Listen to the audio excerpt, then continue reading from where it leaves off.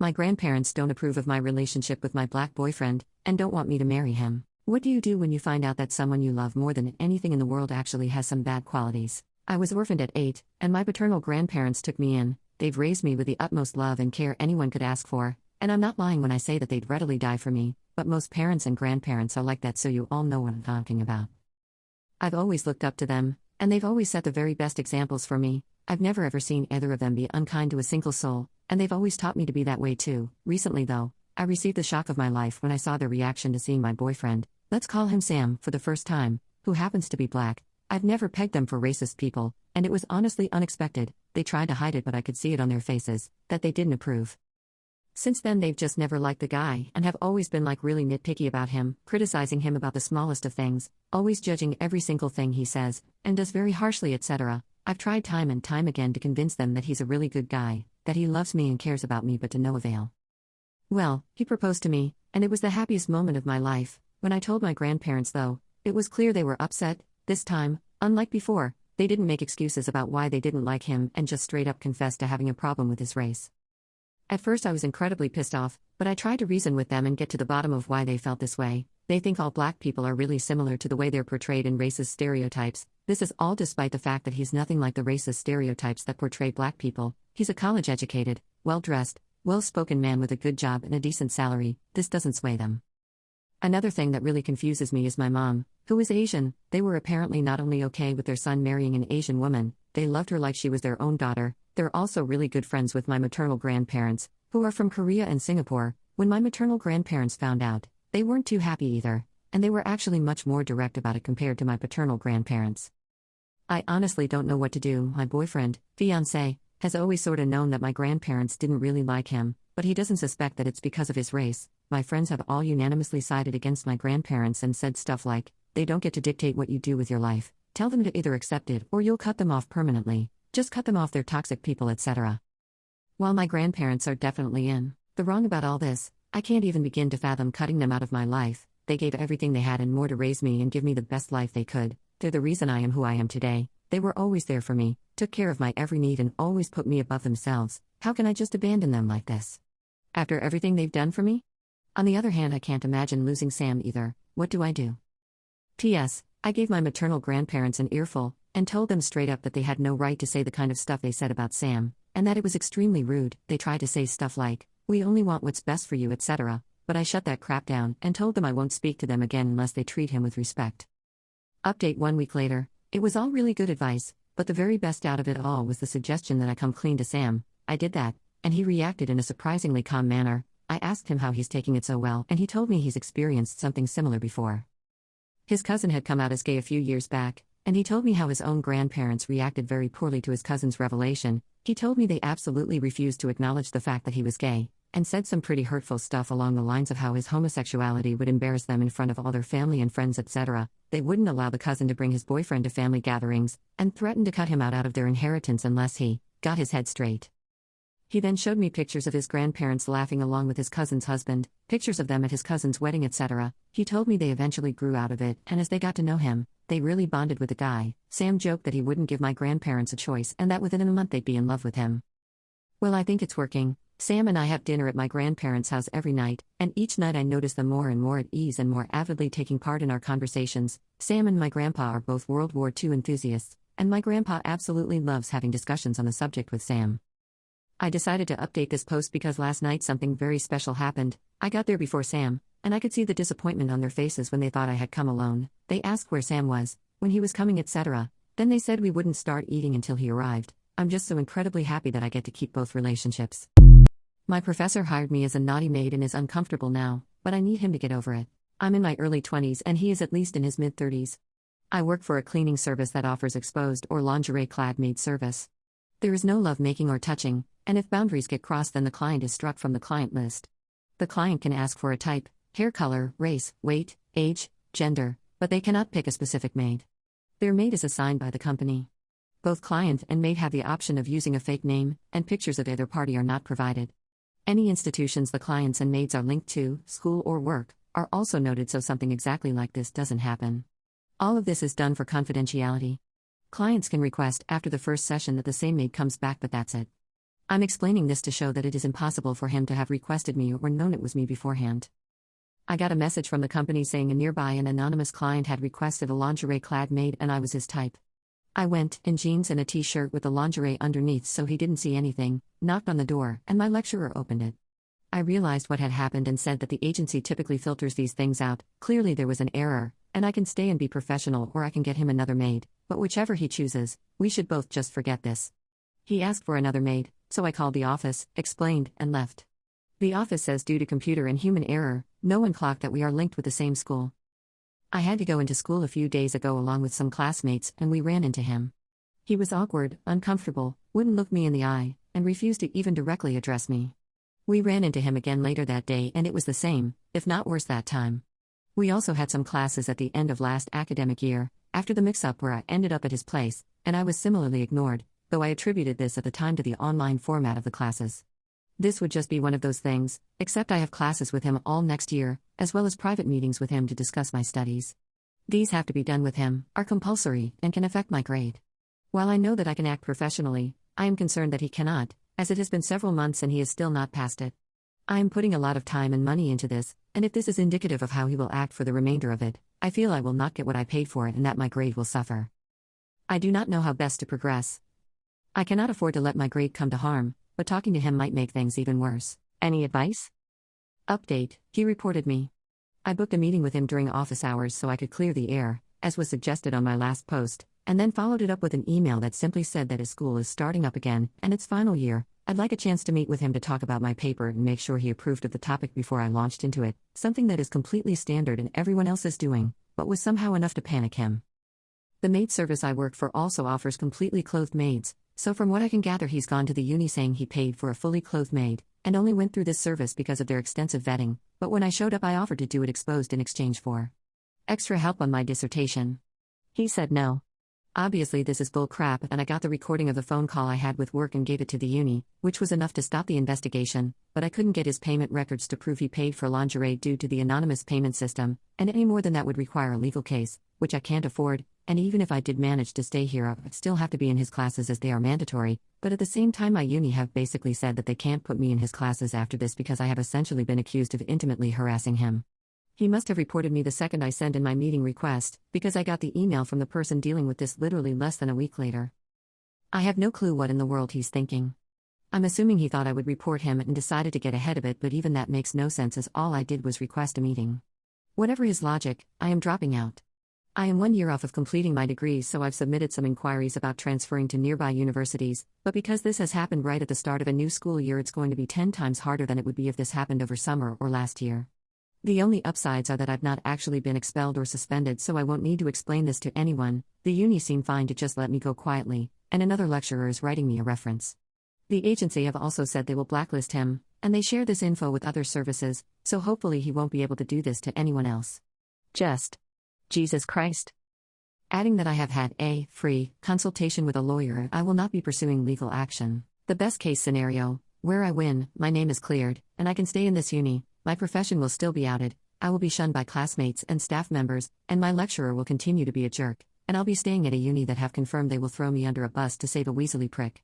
Even the best case scenario will also earn me a black mark next to my name in academic circles. Am I the a-hole for not waking up early and helping my mother-in-law with chores? I, F25, has been married for a year now. It is customary in our culture that women stay with their in-laws after marriage.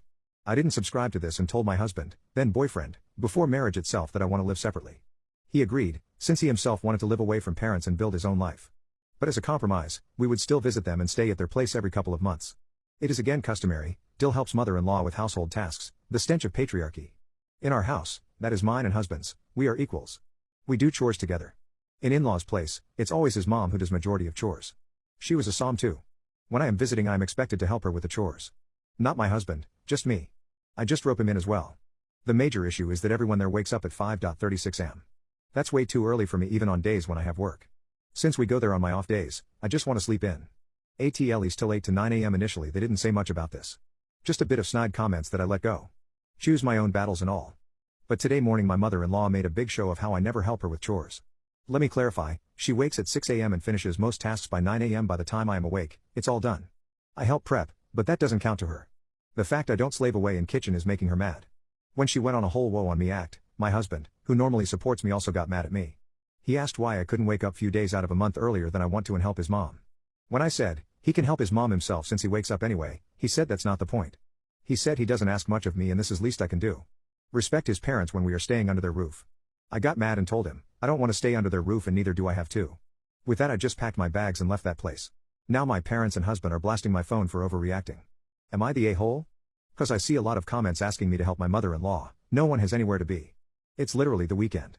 There is no requirement for things to be done by that time. Other than the fact it is how we do here. And I help her meal prep. Cut veggies and everything the night before. I clean the house too, roping in my husband as well, but we literally visit for 2 days. Also to people who commented I shouldn't go then, my initial agreement, before marriage with them and my husband was that I wouldn't go. I work full time in a different city. I want to relax on weekends. They kept calling, begging and guilt-tripping. I finally agreed to visit. As in 1 weekend a month. We go there Friday after office and return Sunday night. That's literally the entire weekend and duration of stay. If I wasn't there, I would be sleeping until 12 noon of after. Husband knows this well. Because I respect his home I'm getting at 8 to 9. It feels like yet another working day to me. Getting at 6 a.m. is like overtime on an already hectic 12-day week. To all who are guessing, yes, I am Indian. From Kerala to be precise. And yeah, I know many other cultures have this in common. Reading each of your stories makes me sadder and braver at the same time. To everyone who is saying you know what you married into. Now do as they want, a bit of backstory. I am from the same culture they are. I grew up seeing my mom work harder hours than my dad, get home later and using crowded public transport while my dad used own vehicle, and then make tea for him. It sounds very simple, a tea right? It's not.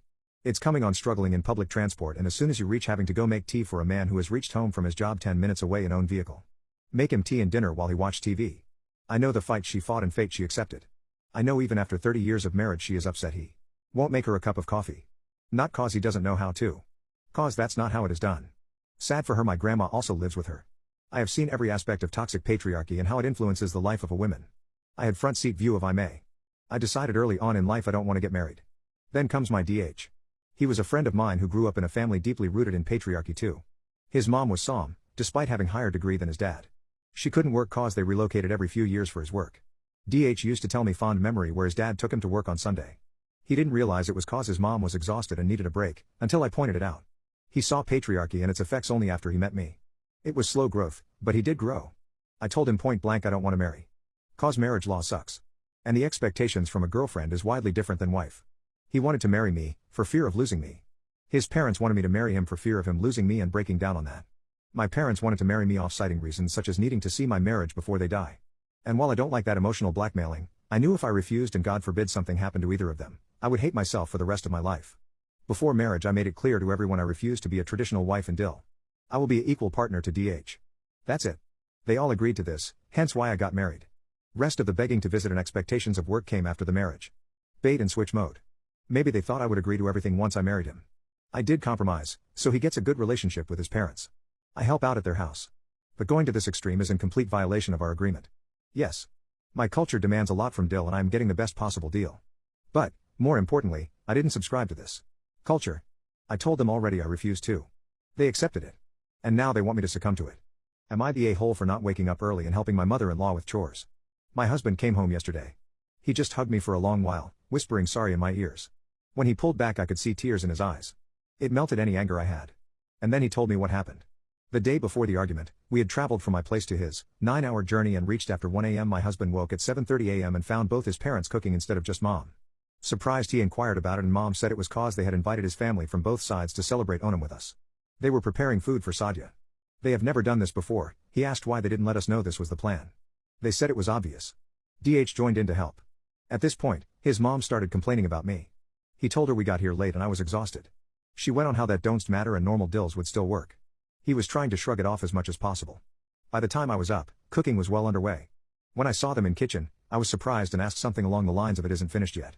Referring to breakfast having no clue about Sadhya. She started about how it will be finished since she has no help and how unlucky it is to have another women in the house who don't lift a finger to help. I told her we got in late and I just woke up. She said it doesn't matter and how a loving dill would wake up early anyways. How she wishes my brother-in-law at least has enough sense to bring in someone better. That was the last straw for DH. He asked me why I couldn't get up earlier for 2 days while we visit them. That's when everything escalated and I ended up leaving. He couldn't leave after me, cause of invited guests. He couldn't get hold of me on phone and hence called my mom. Cue my parents calling me about overreacting. He apologized for everything. He cannot imagine losing me and told his parents as much when he left. I told him I had no idea about Sadhya plans or guests coming and apologized for not staying to discuss it. I also expressed how Roof comment was disrespectful, especially when I was invited. He apologized. I accept his apology but has made it clear it can't be this way anymore. I showed him the post and all the replies. He apologized again. I told him I have nothing against them. I just don't want to work on my weekends. Taking advice from the comments, I suggested getting a maid if they need help. He said they don't need help. They just want me specifically to help. And that he realizes it's wrong and promised to stand up for me more. From now on we won't be staying overnight at their place. Just lunch or dinner visit. Though preferably outside on neutral grounds or trips. Hopefully it goes well. I slept with another man again, and I don't know how to tell my husband I don't like it. My husband, Adam, and I have been together for the past 12 years. He was my first true love, my first boyfriend, and the first person I've ever been intimate with. The fact that he's 5 years older than me and that he had a bit of dating and adult experience before we met, made him decide we should expand our intimate life a bit. We visited a special cinema a few years back that allowed public lovemaking. There, we met Zach. Zach's been pretty persistent and exchanged numbers with me after Adam pushed me to do so. We didn't really do anything back then because, while I could bring myself over to let people watch, I couldn't actually do something with someone else that wasn't you, husband. This lasted for a few years in which I successfully convinced Adam to let these delicate matters stay between the two of us, but it occasionally resurfaced after he voiced concern that, since I don't know anyone besides him, might cheat like his exes. As this started to become a center topic, I agreed to meet Zach 3 times in 2019, a couple years after I originally met him. It was mixed feelings, some things I learned about my own body I didn't know before. It felt good to be completely accepted as well since I have low self-esteem. He was never shy to voice how attractive I am and how he worships my body, things I hardly heard from Adam since he isn't really the vocal type.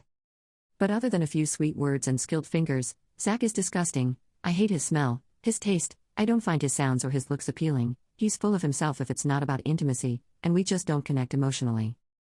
I tried it and told Adam that I don't want to do this anymore. He accepted. Fast forward to now, while I was meeting with Zach, Adam found out that he's got a turn on for other people wanting me, even if it went as far as him sharing me. He's been on it again for the past year about how I'm boring for wanting to keep love making just between us, and how the mere thought of another guy craving me excites him. I think he loves the thought that someone desires what he has. It got to the point again that I let my love for him get the better of me. It's been too long and I thought Zach might be less disgusting.